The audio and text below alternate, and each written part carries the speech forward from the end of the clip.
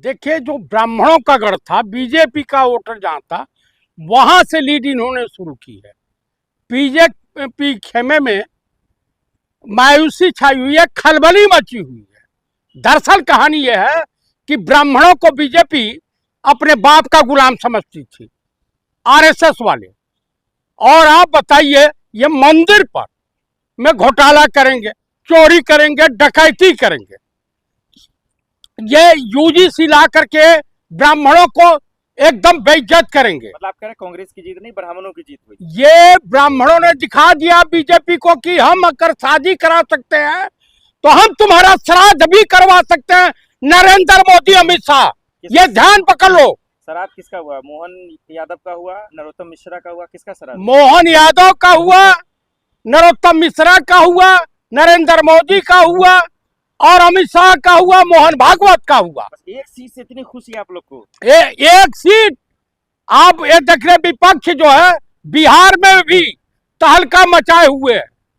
बानकीपुर में प्रशांत किशोर एक नया उभरता हुआ सितारा, राजनीति का सितारा, बुलंदी पे पहुंच रहा। बीजेपी अचानक से इतना हार कैसे रही है बुरी तरीके से? दरअसल क्या है कि चारों तरफ से घिर गए। अमित शाह का इस्तीफा होना, सरकार का जाना, अब हमारे देश के छात्रों को पाकिस्तान परस्त बता रहे हैं, अजीत डोभाल।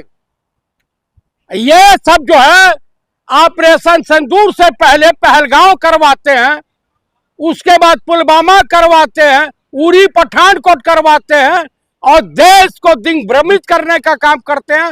आखिरी में तो इन्होंने घिनौना कुकृत कर दिया, राम मंदिर में डकैती डाल करके केशव कुछ बनवाने के लिए, विधायक और एमपी खरीदने के लिए। तो दतिया में किसका कमाल माना जाए, राहुल जी या फिर कांग्रेस का कमाल है? ब्राह्मणों ने अपनी भूल को स्वीकार करते हुए, इस देश की जनता ने, इस देश के जैन जी ने अपनी भूल को स्वीकार करते हुए। जीतू पटवारी कह रही है कि बीजेपी का नफरत का हार है। ये नफरत के बाजार में मोहब्बत की दुकान खोली गई है, उस जीत है, मोहब्बत की दुकान की जीत है। क्या नरोत्तम मिश्रा का टिकट काटा बीजेपी ने इसलिए हार गए? देखिए, ऐसा है कि गद्दार तो कांग्रेस में भी है। राजेंद्र भारती जो कल निष्कासित कर दिए गए, बीजेपी में भी गद्दारों की है। यहां तो कहा जा रहा है कि नितिन गडकरी के बेटे ने ये जो कॉकरोच पार्टी को आयोजित किया था, प्रायोजित किया था, हंगामा बीजेपी में, बगावत हो गई है बीजेपी खेमे में।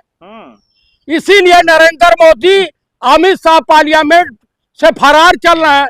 राहुल गांधी के ब्रह्मत्व तो मोदी का वो कमाल है, ब्रह्म ऋषि का। तो मोदी को गाली देंगे आप लोग? मोदी 50 करोड़ की गर्लफ्रेंड, फिजिशियन बछड़ा, जर्सी गाय, आपका बेटा बेटी है, ये कहेंगे उस छिनरा को कौन कहे? वो छिनरा है देश का। आपका बेटा बेटी आपको गाली दे अच्छा लगेगा? नहीं, वो दुनिया को गाली दे तो अच्छा लगेगा। मोदी जी पिता समान है। वो गाली देंगे, उनसे उम्र दराज है। श्रीमती सोनिया गांधी, जैसे कांग्रेस की विधवा कहा था, रेणुका चौधरी उनके बराबर हैं। और उनको क्या कहा था? सुपनखा कहा था। अरे एक दतिया जीत लिए इतना उछल रहे हैं आप। दतिया पूरे हिंदुस्तान में जीत करके, दरअसल भाजपा को सत्ता जाने का खौफ नहीं है, सत्ता जाने के बाद जो बम्बू जाएगा, खौफ उसका सता रहा है कि तिहाड़ जेल जाना पड़ेगा। दतिया जीत के दांत तोड़ने की बात कर रहे हैं आप? दांत तोड़ने की, ये पब्लिक के बीच में भाजपा ही नेता चले जाए, जनता जूते जूते मारेगी। ये दतिया बानकीपुर का मतलब मैसेज क्या समझा जाए? मैसेज उत्तर भारत में जो गया है, उत्तर प्रदेश, बिहार आज के डेट में चुनाव हो जाए, लोकसभा की 120 सीटें इंडिया गठबंधन जीत करके इन भाजपाइयों के मुंह पे सूसू कर देगा। प्रशांत किशोर की जीत का मतलब क्या समझा जाए? नितिन नवीन वहां से सीट छोड़े। नितिन नवीन के क्या चलती है? ये तो बीच का है, घंटा है, कोई आवे बजा के चला जाए। ताकत लगा दिया था बानकीपुर में। इसको कौन पूछता है? हम देखे हैं, कई विधायकों को गांव वालों ने कुत्ते के तरीके से डांट करके गाली देके भगा दिया था। आप युवाओं के भविष्य के साथ एक से बढ़कर एक प्रचारक उतारा। आप AK-47 चलवाओगे छात्रों के ऊपर, बच्चों के ऊपर, और देश की जनता तुम्हें झेलेगी। इस बार ईवीएम को लेकर कुछ नहीं बोलेंगे? ईवीएम, चुनाव आयुक्त, chief election commissioner, Gyanesh Kumar गुप्तवा की हालत खराब है, यूएनओ ने इसको बुला लिया।